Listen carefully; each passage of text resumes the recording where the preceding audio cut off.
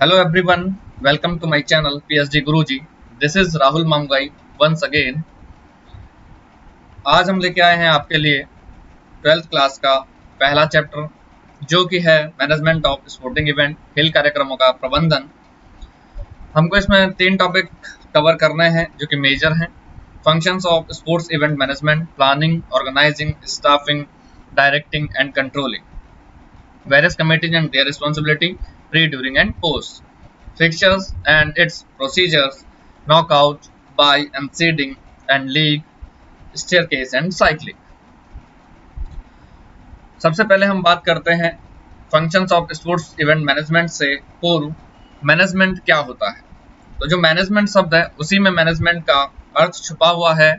जैसे कि हम इसका संधि विच्छेद करेंगे तो हम पाएंगे मैनेज मैन टैक्टफुली, व्यक्तियों के समूह को सही तरीके से उपयोग करना, टैक्टफुली उपयोग करना मैनेजमेंट कहलाता है। The process of dealing with और कंट्रोलिंग थिंग्स और पीपल, या आप ये भी कह सकते हैं one of the best way to do a particular job, a particular task in stipulated time. एक निर्धारित समय में एक पार्टिकुलर कोई भी विशेष टास्क आपको दिया गया है, उसको सुनिश्चित करना, उस लक्ष्य को प्राप्त करना प्रबंध कहलाता है। हिंदी में हम देख लेते हैं, प्रबंध का तात्पर्य विशिष्ट उद्देश्यों के लिए किसी उपक्रम में कार्यरत कर्मचारियों के कार्यों को इस प्रकार से नियोजित, समन्वित, अभिप्रेरित और नियंत्रित करने की प्रक्रिया से है जिससे लक्ष्यों को कम से कम लागत पर अधिकतम कुशलता से प्राप्त किया जा सके। प्रबंध दूसरे व्यक्तियों के माध्यम से कार्य कराने की एक कला है। तो प्रबंध क्या है? दूसरे व्यक्तियों से कार्य कराने की एक कला है, आर्ट है। और कैसे? कम से कम लागत पर, मितव्ययतापूर्ण तरीके से और अधिकतम आउटपुट, मैक्सिमम आउटपुट के साथ में कार्य कराने की कला प्रबंध कहलाती है। Management is the art of knowing what you want to do and then seeing that it is done in the best and cheapest way. प्रबंध यह ज्ञात करने की कला है कि आप क्या करना चाहते हैं, उसके अनुसार यह देखना कि सर्वश्रेष्ठ एवं मितव्ययतापूर्ण ढंग से कैसे किया जा सकता है या कैसे किया जाता है। हेनरी फ्योल कहते हैं, management is to forecast, to plan, to organise, to command, to coordinate and control activities of others. प्रबंध का आशय पूर्वानुमान लगाना, योजना बनाना, आदेश देना, समन्वय करना और नियंत्रण करने से है। इसमें सबसे पहले जो कार्य है मैनेजमेंट का वो आता है नियोजन, प्लानिंग। तो प्लानिंग क्या है? किसी भी कार्य को करने से पूर्व सोच विचार करने की प्रक्रिया प्लानिंग कहलाती है। केनेथ एच किलन के अनुसार हम देखते हैं, पहले से तय करने की एक प्रक्रिया है कि क्या करना है और कब करना है, किसे करना है और कैसे करना है और कहाँ करना है। तो यह नियोजन कहलाता है। जैसे कि किसी भी घर, एक छोटे से घर में कोई भी प्लानिंग होती है शादी को लेकर या बर्थडे पार्टी को लेकर, तो उसमें हम पहले से कुछ योजनाएं बनाते हैं कि कितने लोग आने वाले हैं, क्या क्या सामान होगा खाने के लिए, क्या क्या कितना कितना खर्चा आएगा। तो ये सारी प्रक्रिया जो है वो प्लानिंग कहलाती है, नियोजन कहलाती है। संगठन, संगठन व्यक्तियों का समूह होता है जो किसी संस्था द्वारा निर्धारित लक्ष्य उद्देश्यों को प्राप्त करने के लिए व्यक्तियों को एकत्रित करना और उनके बीच कार्यों को बांटना ही संगठन कहलाता है। संगठन से तात्पर्य होता है कि व्यक्तियों के समूह के द्वारा उनको मोटिवेट करना, उनको गाइड करना और उनसे काम करवाना, यही संगठन कहलाता है। According to RC. Davis, organization is basically a group of people who under the direction of a leader cooperate for the fulfillment of common objectives। इसी को हम हिंदी में देखेंगे, संगठन मूलतः व्यक्तियों का एक समूह है, एक ग्रुप है जो नेता के निर्देशन में, मैनेजर कह सकते हैं आप उस नेता को, के निर्देशन में सामान्य उद्देश्यों की पूर्ति हेतु सहयोग करते हैं या कार्य करते हैं। संगठन का अर्थ है संसाधनों के बेहतर उपयोग के लिए हर चीज को व्यवस्थित रूप में सुव्यवस्थित करना ताकि गतिविधियों को सुचारू रूप से चलाया जा सके। यह प्रबंधन का दूसरा कार्य है। हम बढ़ते हैं स्टाफिंग की तरफ, जिसको हिंदी में नियुक्तिकरण कहते हैं। नियुक्तिकरण से तात्पर्य है कि सही समय पर, सही स्थान या डेजिग्नेशन पद पर सही व्यक्ति को उसके कौशल के अनुसार कार्यभार देना नियुक्तिकरण कहलाता है। It involves the process of filling the vacant position of the right personnel at the right job at right time. Hence, everything will occur in the right manner. इसका तात्पर्य यह है कि कोई मैथ्स का टीचर है तो वहां पर मैथ्स का टीचर ही आना चाहिए, वो सही समय पर आना चाहिए ताकि बच्चों का सिलेबस ना अधूरा रह जाए, और ऐसा ना हो कि मैथ्स के टीचर की जगह पे किसी दूसरे टीचर को वहां पे अपॉइंट कर दिया जाए, किसी दूसरे विषय के टीचर को वहां पे अपॉइंट कर दिया जाए, तो सब चीजें गड़बड़ हो जाएंगी। इसलिए नियुक्तिकरण कहता है कि सही समय पर सही स्थान पर सही व्यक्ति को उसके कौशल के अनुसार कार्यभार देना नियुक्तिकरण कहलाता है। इसे मानव संसाधन का कार्य भी कहते हैं। इसमें कर्मचारियों की भर्ती, चयन, कार्य पर नियुक्ति, प्रशिक्षण, प्रचार और स्थानांतरण इत्यादि शामिल हैं। Directing involves communication, leadership and motivation. Communication is the process of passing the information and understanding it from one person to another person. Leadership is the function whereby the person or manager guides and influences the work of his subordinate. Motivation is to motivate the employee to give their best to the organization. निर्देशन क्या है? निर्देशन का कार्य कर्मचारियों को नेतृत्व प्रदान करना, उनको गाइड करना, प्रभावित करना या अभिप्रेरित करना है, जिससे कि वह दिए गए कार्य को पूरा कर सकें। यह प्रबंधकीय कार्य का वह हिस्सा है जो संगठनात्मक उद्देश्यों की प्राप्ति के लिए कुशलतापूर्वक कार्य करने के लिए संगठनात्मक तरीकों को सक्रिय करता है। नेक्स्ट बढ़ते हैं हम कंट्रोलिंग की तरफ, जो कि लास्ट फंक्शन है, लास्ट कार्य है, अंतिम कार्य है मैनेजमेंट का, प्रबंध का। The controlling involves establishing standards of performance, measuring current performance and comparing it against the established standard, taking corrective action that does not meet the standard. हम यहाँ पे नियंत्रण को ले लेते हैं। पहले की गई योजना के अनुसार सब काम उसी तरीके से और उसी योजना से हो रहा है या नहीं, या उसमें कुछ सुधार हो सकता है या नहीं हो सकता है, यह देखना यानी इस पर नियंत्रण रखना भी बहुत आवश्यक होता है, और यही नियंत्रण कहलाता है। नियंत्रण प्रबंधन का अंतिम कार्य है, जिसमें कर्मचारियों के वास्तविक प्रदर्शन को मापा जाता है। यह पूर्व निर्धारित लक्ष्यों की प्राप्ति की ओर जाता है। नियंत्रण का मुख्य उद्देश्य कर्मचारियों द्वारा की गई गलतियों की पुष्टि करना होता है और उनमें सुधार करना होता है। इसके बाद में हम चलते हैं नेक्स्ट टॉपिक पर, various committees and there responsibilities, pre, during and post.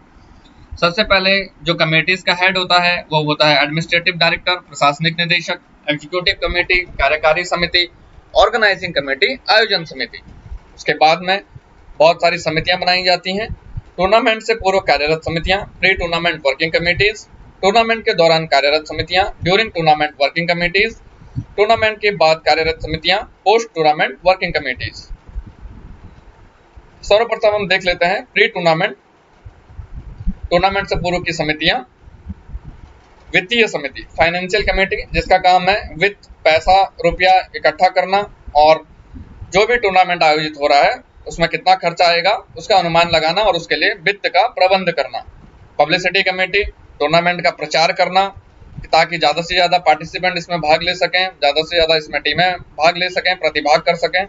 समारोह और सजावट समिति, ceremony and decoration committee, tournament को बेहतर करने के लिए उसको सजाना भी पड़ता है और समारोह को बेहतर करने के लिए उसमें बहुत सारी सजावट करनी पड़ती है।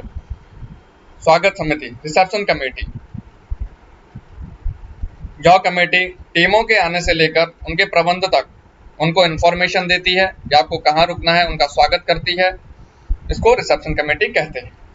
प्रवेश और कार्यक्रम समिति, एंट्रीज एंड प्रोग्राम कमेटी, जिसमें टीम की एंट्री, उनके डॉक्यूमेंट्स, वेरिफिकेशन इत्यादि कार्यों को सम्मिलित किया जाता है। बोर्डिंग और लॉजिंग समिति, इसको अकोमोडेशन समिति भी कहते हैं। खिलाड़ी कहाँ पर रुकेंगे, उनके कोचेस कहाँ पर रुकेंगे, उनके मैनेजर्स कहाँ पर रुकेंगे और उनके लिए खाने की क्या व्यवस्था होगी, ये सब पहले से इंतजाम करना इन सभी समितियों का कार्य होता है। इसीलिए इसे टूर्नामेंट से पूर्व की समितियां कहा जाता है। ड्यूरिंग टूर्नामेंट, प्रतियोगिता के दौरान कौन कौन सी समितियां कार्यवाहक होती हैं? ट्रांसपोर्ट कमेटी, खिलाड़ियों को, उनके कोचेस को, उनके मैनेजर्स को वेन्यू तक लेके आना, खेल मैदान तक लेके आना और उनको फिर से होटल या जहां पर भी रहने की व्यवस्था है वहां तक छोड़ना इस समिति का कार्य होता है। अनुशासन समिति, ताकि कोई भी अनुशासनहीनता ना हो पाए टूर्नामेंट के दौरान, इसलिए यह समिति उस समय कार्यवाहक के रूप में कार्य करती है। ग्राउंड एंड इक्विपमेंट कमेटी, मैदान एवं उपकरण समिति, मैदान सही होना चाहिए, इक्विपमेंट सही होने चाहिए, वेल मैनेज्ड होने चाहिए, ये सभी कार्य ग्राउंड एंड इक्विपमेंट कमेटी के अंतर्गत आता है। फर्स्ट एड कमेटी, किसी भी व्यक्ति को, किसी भी खिलाड़ी को ग्राउंड पर, मैदान पर खेलते समय चोट लग सकती है, यह एक सामान्य सी बात है, इसलिए वहां पर फर्स्ट एड कमेटी, जो प्राथमिक चिकित्सा कमेटी होती है, वह भी अनिवार्य रूप से होनी चाहिए। अनाउंसमेंट कमेटी, उद्घोषणा समिति, उद्घोषणा समिति का कार्य होता है कि इसके बाद किस टीम का मैच है, दूसरी टीम कौन सी होगी और कितने देर में आपका टूर्नामेंट होना है, कहां पर आपको, किस ग्राउंड पर आपको जाना है, किस मैदान पर आपका मैच होगा, यह अनाउंसमेंट कमेटी के अंतर्गत आता है। स्पोर्ट्स ऑफिशियल कमेटी, खेल अधिकारी समिति, इस समिति का कार्य होता है जो भी ऑफिशियल्स हैं, जो भी निर्णायक हैं, उनकी व्यवस्था करना, उनको लेकर आना, उनको लेकर जाना और उनसे टाइप करना, यह स्पोर्ट्स कमेटी का और स्पोर्ट्स ऑफिशियल कमेटी का कार्य होता है। रिफ्रेशमेंट कमेटी, जलपान समिति, खिलाड़ियों को खेलने के बाद रिफ्रेशमेंट दिया जाता है, गेस्ट को रिफ्रेशमेंट दिया जाता है, यह कार्य रिफ्रेशमेंट कमेटी के अंतर्गत आते हैं। पोस्ट टूर्नामेंट, टूर्नामेंट के बाद, प्रतियोगिता के बाद की कौन कौन सी कमेटियां हैं? पुरस्कार वितरण समिति, प्राइज डिस्ट्रीब्यूशन कमेटी, जिसमें कि खिलाड़ियों को, उनके कोचेस को प्राइज दिए जाते हैं। रिकॉर्ड और रिपोर्ट समिति, रिकॉर्ड मेंटेन रखना ताकि भविष्य में उनसे कार्य लिया जा सके। ट्रांसपोर्ट कमेटी, खिलाड़ियों को खेल मैदान से उनके गंतव्य स्थल तक पहुंचाना। डिसिप्लिन कमेटी, कई बार ऐसा होता है कि प्रतियोगिता समाप्त होने के बाद बहुत सारे अनुशासन हीनता देखी जाती है ग्राउंड पर, उसको भी सही करना अनुशासन समिति का कार्य होता है। ग्राउंड एंड इक्विपमेंट कमेटी, कोई भी खेल उपकरण और मैदान को नुकसान ना पहुंचाए, इसलिए इस समिति को वहां पर कार्य करना पड़ता है। तो इनकी रिस्पॉन्सिबिलिटियां, उनकी जिम्मेदारियां उनके कार्य पर निर्भर करती हैं। जो आपको मैंने कार्य बताए हैं वही उनकी जिम्मेदारियां भी हैं। अब आते हैं नेक्स्ट टॉपिक, टूर्नामेंट पर। टूर्नामेंट होता क्या है? खेल प्रतियोगिताओं की एक श्रृंखला जिसमें एक टीम अंततः जीतती है और बाकी भाग लेने वाली टीमें मैच हार जाती हैं, वह टूर्नामेंट कहलाता है। कितने तरीके के टूर्नामेंट होते हैं? Knockout tournament, league tournament, combination tournament और चैलेंज टूर्नामेंट। तो हमको इसमें सबसे पहले देखना है नॉकआउट टूर्नामेंट। नॉकआउट टूर्नामेंट एक ऐसा टूर्नामेंट होता है जिसमें कोई भी टीम जो प्रतिभाग कर रही है वो अपना पहला मैच यदि हारती है तो वह टूर्नामेंट से बाहर हो जाती है। इसीलिए इस टूर्नामेंट का दूसरा नाम एलिमिनेशन टूर्नामेंट भी है। क्या क्या एडवांटेजेस हैं नॉकआउट टूर्नामेंट के? कम खर्चीले होते हैं, लेस एक्सपेंसिव, खेलों के स्तर को बढ़ाने में सहायक, क्योंकि इसमें डर होता है सभी को कि हम एक मैच हारेंगे तो बाहर हो जाएंगे, इसलिए हर कोई खिलाड़ी या टीम अपना सर्वश्रेष्ठ प्रदर्शन करने के लिए बाध्य होती है। मैचों की संख्या कम होती है, कम समय लगता है, कम निर्णायकों की जरूरत होती है, सबसे अच्छा प्रदर्शन करने वाला शिखर पर पहुंचता है या टूर्नामेंट जीतता है। डिसएडवांटेजेस क्या हैं? There is many chances of good teams to get eliminated at the beginning. ज्यादातर अच्छी टीम के शुरुआती दौर में बाहर होने के अवसर होते हैं, चांसेस होते हैं, क्योंकि कई बार ऐसा होता है कि कोई प्लेयर नहीं चल पाया या कोई अच्छे से नहीं परफॉर्म कर पाया और उसकी वजह से उसकी टीम हार गई, तो वो जो अच्छी टीम थी वो भी टूर्नामेंट से बाहर हो जाती है। तो ये एक डिसएडवांटेज है इस टूर्नामेंट का। यदि पूल सही तरीके से नहीं बांटे गए हों तो कमजोर टीम के फाइनल में पहुंचने के अवसर होते हैं। अगर सही से डिस्ट्रीब्यूशन नहीं है टीम्स का, उनको सही तरीके से फिक्स नहीं किया गया है फिक्सचर में, तो ऐसा हो सकता है कि कमजोर टीम फाइनल में पहुंच जाती है। Many a time the finals are boring and one sided. कई बार इसी वजह से फाइनल नीरस हो जाते हैं, बोरिंग हो जाते हैं, इससे दर्शक पर्याप्त रुचि के साथ फाइनल नहीं देखते हैं। और ये भी पॉइंट इससे पहले वाले पॉइंट पर डिपेंड करता है कि इसके बाद में अगर एक टीम, कमजोर टीम पहुंच गई फाइनल में और दूसरी टीम बेहतर टीम पहुंच गई फाइनल में, तो जनरली क्या होता है, फाइनल नीरस हो जाता है, वन साइडेड हो जाता है और दर्शकों को पहले से ही एक अनुमान रहता है कि कौन सी टीम जीतने वाली है, इसलिए वो ज्यादा इंटरेस्ट नहीं लेते हैं। League tournament. In this type of tournament, each team player plays with every other team player at least once if it is a single league tournament. But in case of a double league tournament, each team plays with every other team twice. In this tournament, every team gets more chances to perform their best without the fear of getting eliminated in the initial round of the tournament. इस प्रकार के tournament में एक team प्रत्येक बची हुई team से एक मैच जरूर खेलती है अगर वह सिंगल लीग टूर्नामेंट होता है। डबल लीग टूर्नामेंट में एक टीम बची हुई टीमों से 2 मैच जरूर खेलती है और इस टूर्नामेंट में हर टीम को टूर्नामेंट के शुरुआती दौर में बाहर होने के डर के बिना अपना सर्वश्रेष्ठ प्रदर्शन करने के अधिक मौके मिलते हैं। मेरिट्स क्या हैं? एडवांटेजेस क्या हैं? Only real player team has best potential to win will be the winner of the tournament. केवल वास्तविक खिलाड़ी, वास्तविक से मतलब है कि जो बेहतर खिलाड़ी होगा, बेहतर टीम होगी, वही टीम इसमें सर्वश्रेष्ठ क्षमता रखती है जीतने की। Charm of the tournament still maintain through out the tournament. इसकी वजह से जो टूर्नामेंट का आकर्षण है वो पूरे टूर्नामेंट के दौरान बना रहता है। अच्छी टीम, खिलाड़ी पूरे टूर्नामेंट में बनी रहती हैं, इसलिए अच्छे खिलाड़ियों के चयन के मौके भी अंत तक बने रहते हैं। डिमेरिट्स क्या है? More funds are required. अधिक वित्त की जरूरत होती है क्योंकि एक टीम को प्रतिभा करने वाली बची हुई सभी टीमों से मैच खेलने होते हैं, इसलिए जो टूर्नामेंट है वो थोड़ा लंबा चलता है और जो टूर्नामेंट है उसकी ड्यूरेशन जब लंबी हो जाती है तो वहाँ पे फाइनेंस की भी अधिक ज़रूरत होती है, ज़्यादा समय लगता है, रिजल्ट हमको थोड़ा देर से मिलते हैं, अधिक निर्णायकों और मैन पावर की ज़रूरत होती है, अधिक खेल मैदानों की ज़रूरत होती है, अधिक उपकरणों की ज़रूरत होती है। इसके बाद में हम आगे बढ़ते हैं फिक्सर की तरफ। फिक्सर क्या होता है? Fixer is a chart prepared on the basis of rules that shows which team will play with another team in which round at which place and at what time in the tournament। Fixer नियमों के आधार पर तैयार किया गया एक chart है जो यह दर्शाता है कि टूर्नामेंट कौन से चक्र या दौर में किस टीम का मैच किस टीम के साथ किस स्थान पर और किस समय होगा।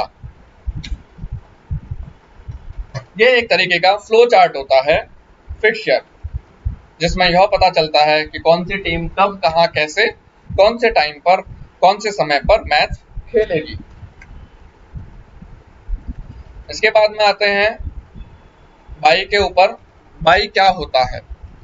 बाई का अर्थ एक ऐसी डमी टीम से है, एक ऐसी आर्टिफिशियल टीम से है या कृत्रिम टीम से है जो स्वयं तो मैच नहीं खेलती, लेकिन जो इसके साथ में मैच खेलता है वह अगले दौर में बिना मैच खेले प्रवेश कर जाता है। यहाँ पे हम दूसरी डेफिनेशन देख लेते हैं। The advantage given to a team usually by drawing a lot and exempting it from playing a match in the first round is known as by. ये ध्यान रखना है बच्चों आपको कि बाई हमेशा पहले दौर में ही दी जाती है नॉकआउट टूर्नामेंट में। बाई एक तरीके का लाभ होता है जो लकी ड्रॉ के माध्यम से दिया जाता है, जिससे टीम को पहले दौर में नहीं खेलना पड़ता है, पहले राउंड में नहीं खेलना पड़ता। जिस भी टीम को बाई मिलती है वो सीधे दूसरे दौर में पहुंच जाती है या खेलती है। फॉर्मूला फॉर फाइंडिंग बाई, कैसे हम प्राप्त करते हैं for bye? If the number of teams are not in multiple of 2, अगर नंबर ऑफ टीम्स हमारे पास में 2 के मल्टीपल में या पावर ऑफ 2 के हिसाब से नहीं है, 2, 4, 8, 16, 32, 64 ऐसे अगर टीमें हमारे पास में नहीं है तो फिर हमको बाई देनी पड़ती है। तो बाई कैसे देते हैं? इक्वल और next power of 2 minus number of teams. हम यहाँ पे देख लेते हैं एक example. Number of teams are 19, then how many byes are there? 19 टीमें हैं अगर हमारे पास में, तो हमें किस तरीके से बाई देनी है?